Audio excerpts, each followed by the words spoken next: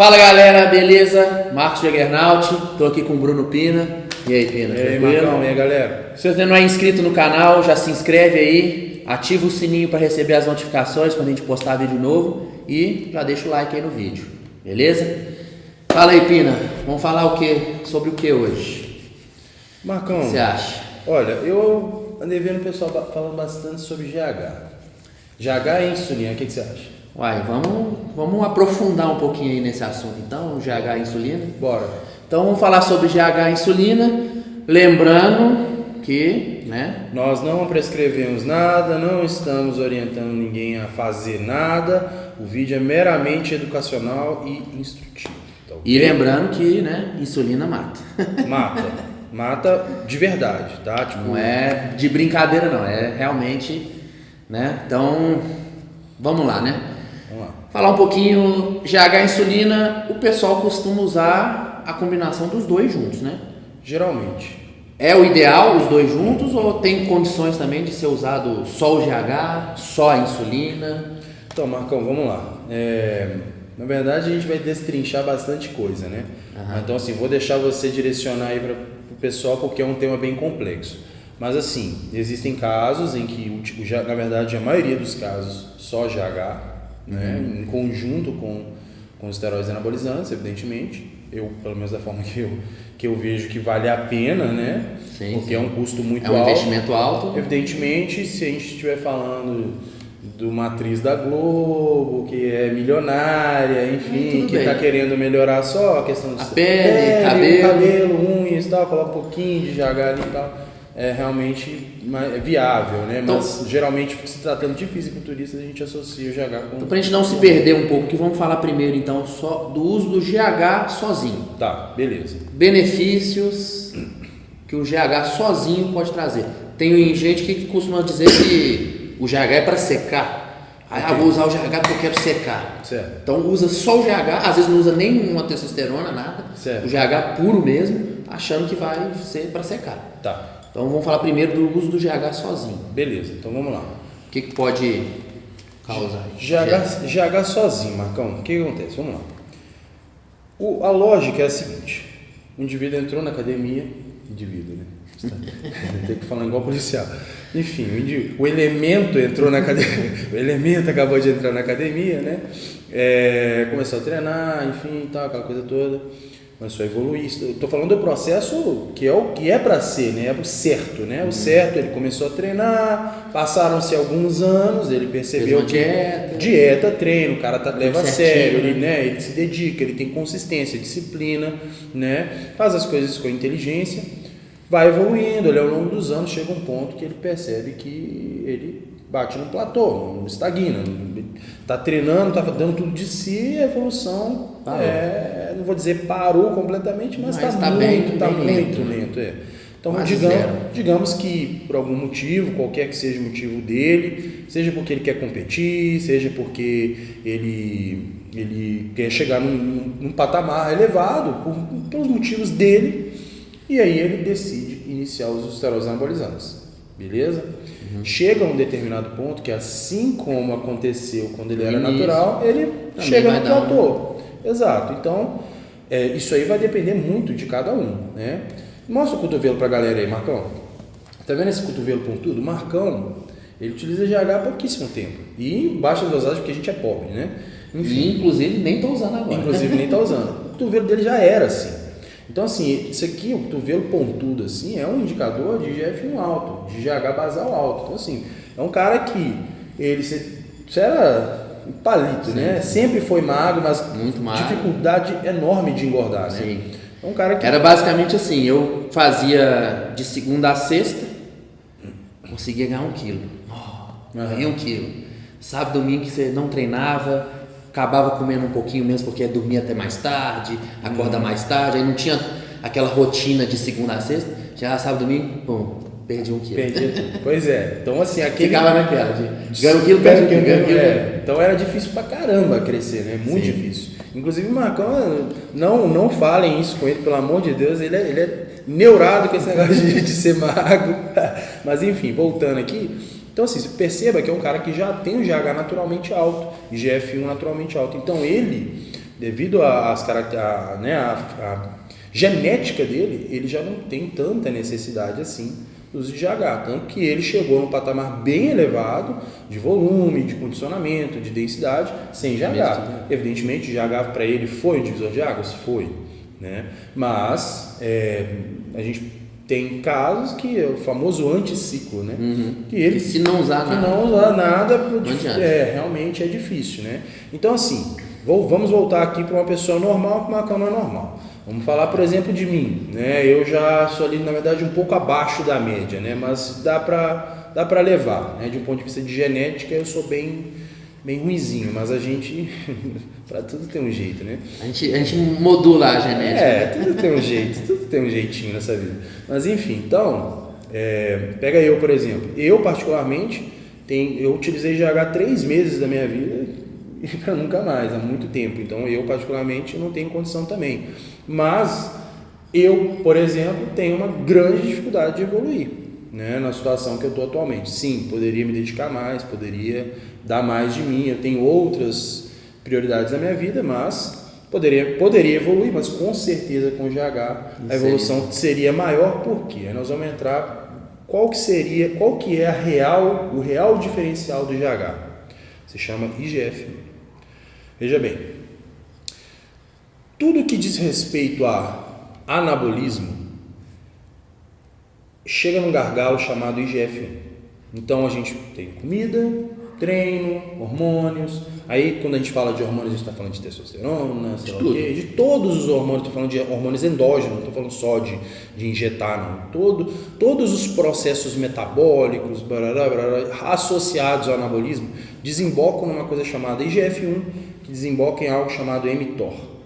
Então IGF-1 e mTOR são os carros-chefe no que diz respeito ao anabolismo, né? Lembrando que o mTOR é o sinalizador de anabolismo chefe máximo, né? Então, assim, IGF-1 e mTOR, anotem isso. Isso é o que, quando a gente está falando de anabolismo, a gente está falando de IGF-1 e mTOR, tá ok? E lembrando que quando a gente fala de anabolismo, a gente não está se referindo apenas a ganho de massa magra. Anabolismo é construção de tecido, de uma maneira geral, tá?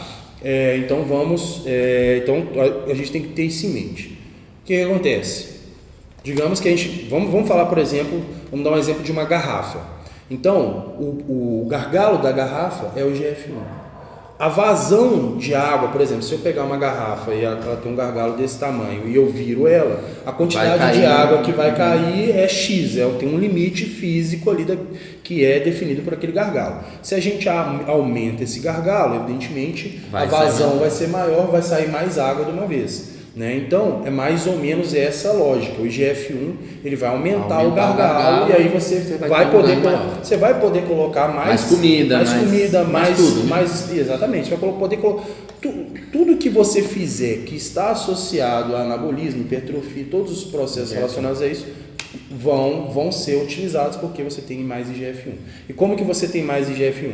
Indiretamente através do uso de GH, porque o GH sinaliza diretamente uma maior secreção de IGF-1 pelo fígado. Então, se tratando do que realmente importa, GH vem para isso no fisiculturismo. Existem alguns fatores secundários, como por exemplo, sim, a lipólise aumentada, nós vamos entrar nisso, a lipólise aumentada, inibição da lipogênese, né? Principalmente inibição da lipogênese. É muito difícil engordar com GH, né? Eu não vou dizer que não vou colocar GH aqui e vou secar, vou ficar seco, virado ao avesso. Facilita, mas o grande lance é esse, inibição da lipogênese. Então é aquela coisa do cara come bobagem, enfim, às vezes dá uma vacilada na dieta, sendo bem franco, pesa bem menos, é tipo uma outra realidade. Sim. Eu não estou advogando o uso de nada, não estou indicando nada, não estou... Qual que seria a palavra? Nossa, deu um branco aqui agora. Corta isso aí, tá? Corta isso aí. E aí dessa vez você corta de verdade, tá? Não, não estou incentivando. Vamos lá, então. Não estou incentivando o uso de nada, né? A gente não está incentivando, mas a verdade é que é sim um divisor de águas, principalmente com relação a essa questão de às vezes dar uma vacilada na dieta, aqui e ali. Mas o que realmente importa, o que realmente faz a diferença com o uso de GH é IGF-1. Né? Agora, benefícios secundários, além do que eu tinha falado da inibição da lipogênese e aumento da lipólise, a gente tem o sono, né? Sono melhor. Que é sensacional, né? Sim. Coisa de 5, 6 horas você já acorda totalmente renovado, né? Pele, cabelo, espinha, até espinhas, a gente tem menos espinha, a pele fica com um aspecto mais... É difícil de explicar. A unha cresce rápido e forte, não quebra, cabelo, né? Então, assim, realmente... Então, a gente pode dizer que o GH ele pode ser usado tanto, né, para secar, quanto num off. Tanto para secar, quanto para crescer. No off acontece, você tem que comer mais para ganhar massa. Sim. O GH ele aumenta, né, como você falou, então você consegue aproveitar melhor aquela comida. Sim. E você pode comer mais ainda porque ele não deixa você engordar tanto. Exatamente. E além então, disso, segura. Além disso, tem a retenção de sódio que ele faz. Que também, que também contribui muito com o anabolismo. Né? Exatamente. E também síntese de glicogênio elevada também. Então a gente tem mais glicogênio, a gente tem mais água, a hidratação celular muito maior devido a essa retenção de sódio. Né? A gente tem uma lipogênese diminuída, uma lipólise aumentada e aumento da qualidade de vida. Sim. Então o GH então, ele pode ser utilizado aí para ter pessoas, né, então, que querem perder peso, né, secar, ganhar peso, né, ganhar massa, aumentar. Sim. Puramente por estética, de querer melhorar o cabelo, qualidade a pele, qualidade de vida, o sono. É, né? Uma super substância. Então, não é à toa que é caro do jeito que por isso que realmente custa o que custa e vale o que vale. Exatamente. Então o GH ele abrange assim, né, todos esses aspectos. Tanto é que, como você falou aí de atriz da Globo, não sei o quê, provavelmente o uso que eles fazem do GH é mais puramente estético e de melhora, né, de qualidade de vida. Com certeza. E é um aumento de qualidade de vida muito tangível, muito palpável. Quem dera. A gente está aceitando doações, viu, GH? Quem quiser aí mandar. Não é pra gente, é pro Odin, meu cachorro. Não, é pra poder. É apenas por estudos, né? Exato. Né? E o Odin tá viciado agora, você acredita? Tá usando trimolona aqui, cachorro. Trimolona, GH, tá foda, cara. Mas, pessoal, vamos sustentar o vício dele. Bom, pelo menos a trembolona realmente foi feita pra animal. Exatamente, não tem problema. Mas enfim, então o GH é um jack of all trades, né? Certo. Então vamos agora falar da insulina. Então. A gente falou um pouquinho do GH, daqui a pouco a gente volta no GH de novo, porque aí nós vamos combinar as duas substâncias. Ok. Então agora insulina sem nada, só insulina. Sem GH, insulina. Bom, insulina é o hormônio mais anabólico do corpo humano, ok? Lembrando que anabolismo é construção de tecido. Lipogênese também é anabolismo, tá? Então ganho de gordura também é anabolismo. Vamos ficar atento com relação a isso. É muito importante vocês terem isso em mente, porque é algo que tem que ser colocado tem que ser colocado. A primeira coisa que tem que ser colocada senão o pessoal você vai e fala, é o mais anabólico, todo mundo vai, vamos usar então esse negócio aqui. É isso. E esquece que pode engordar também, ganhar gordura. Exato. Então a insulina é o seguinte, vamos lá. Vou tentar explicar de uma forma que seja de fácil entendimento. A gente tem, vamos falar da digestão desde o começo. Então você colocou o alimento na boca, mastigou, engoliu, passou pelo esôfago, estômago, intestino delgado, intestino grosso, ok? Quando cai no intestino, a gente tem a absorção dos nutrientes, esses nutrientes são assimilados, absorvidos, caem na corrente sanguínea. Caiu na corrente sanguínea, a gente tem uma sinalização do corpo para liberar insulina, por quê? Sobe a glicose, né? Sobe a glicemia. E aí precisa daquele insulina para limpar o sangue. Exatamente. Então o que acontece? Comeu ali, caiu na corrente sanguínea, né? Todos aqueles nutrientes, enfim, inclusive glicose, isso vai aumentar o nível de glicose no sangue, o nível de glicemia, né? Glicemia capilar, e o corpo não é bobo, né? Ele tem mecanismos de sinalização para que esses nutrientes sejam transportados para o ambiente intracelular. Então o pâncreas, uma parte específica do pâncreas, é responsável por sinalizar a secreção de insulina. A insulina é secretada pelo pâncreas e ela age como uma espécie de caminhão passando na corrente sanguínea, pegando ali todos aqueles nutrientes e levando para a célula, para o ambiente intracelular. Então ele passa na corrente sanguínea, vai pegando tudo ali, joga para o ambiente intracelular. Só que o que acontece? O lance todo da insulina é que é o seguinte, ele é um transportador absurdamente eficiente. E basicamente o que tiver ali ele vai pegar e vai jogar na célula, não tem conversa. Evidentemente, se o indivíduo tem sensibilidade à insulina normal, né?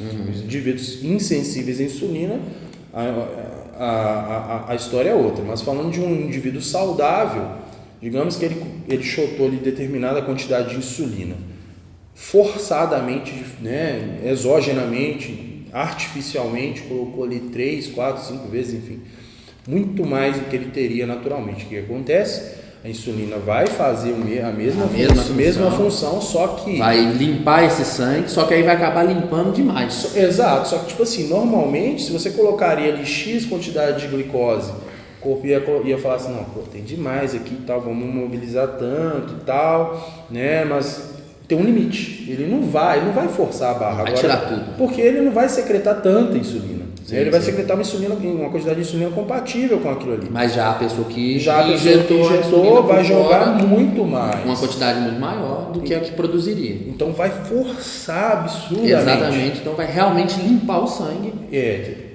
Vai dar a baixa de glicose. Aí a gente entra na questão da hipoglicemia, que aí a gente vai entrar nos colaterais, né? Vamos primeiro falar da parte boa. A parte boa. Depois a gente tira a corta as asinhas deles. Mas enfim, então vamos falar né?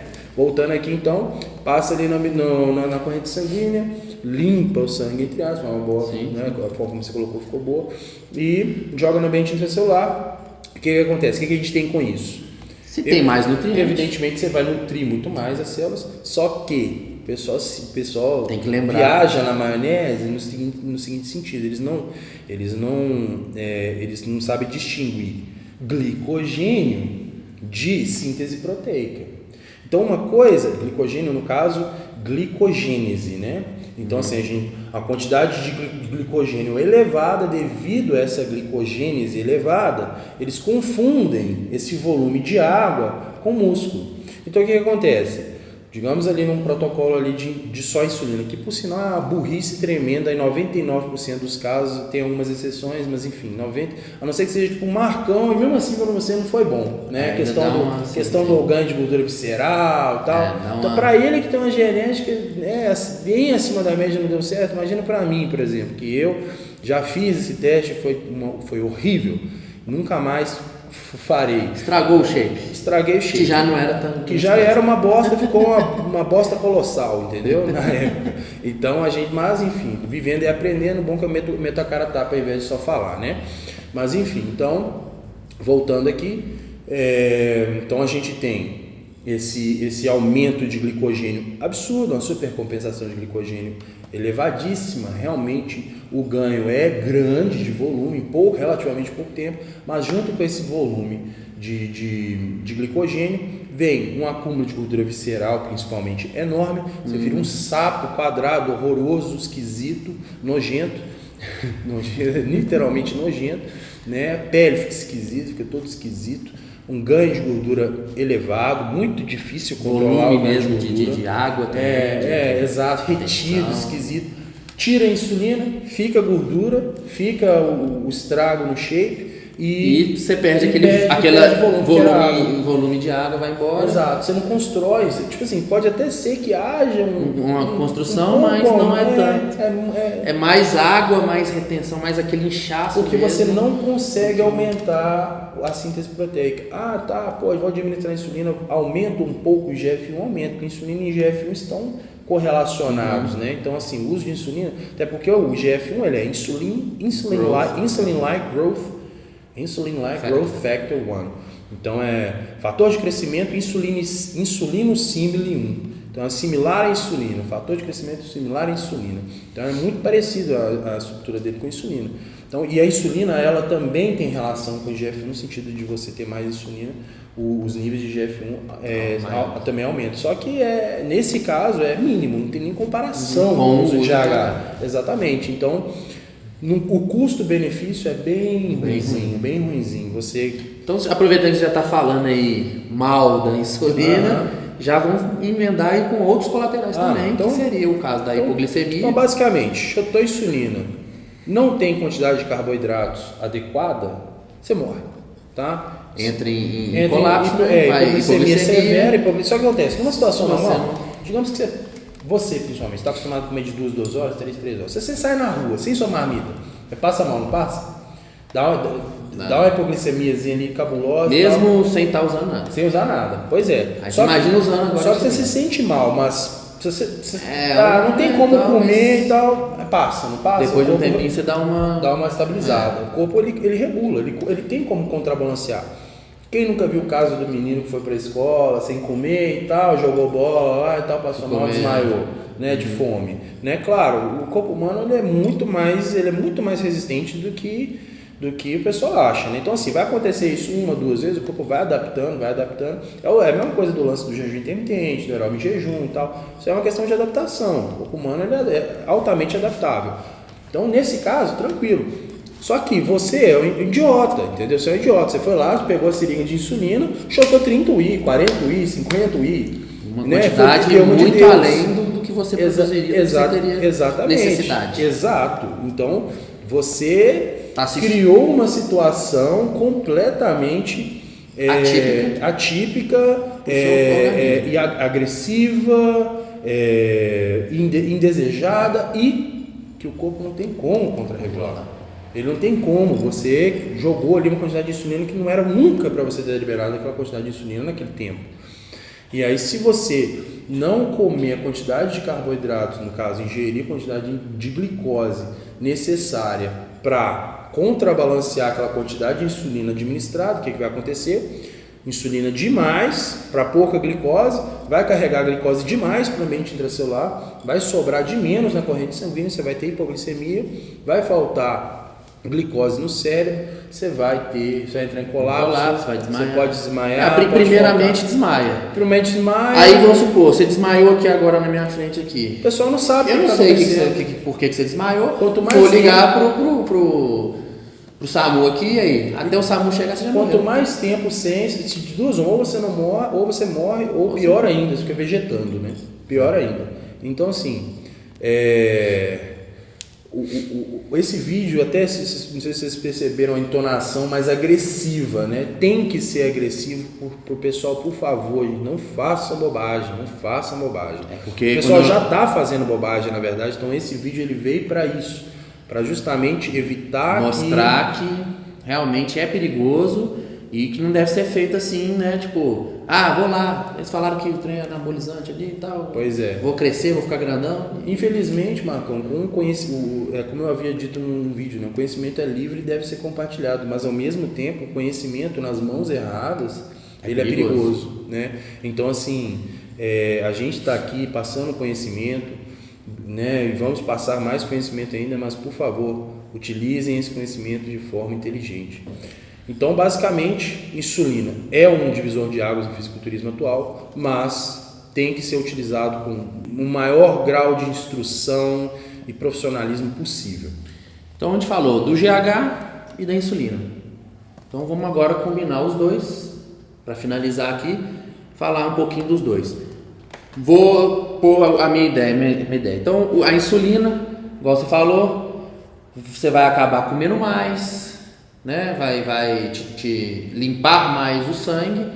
Então, ela combinada com o GH, o que acontece? O GH seguraria o ganho de gordura. Correto. O GH aumenta o IGF, então aumentou o gargalo, mais comida que pode entrar. Correto. A insulina te dá mais fome, faz você ter que comer mais por causa da hipoglicemia. Sim. Então, também você vai comer mais, vai jogar mais comida. O próprio GH também. O próprio GH também já dá um pouquinho mais de fome. Então, os dois combinados é lindo.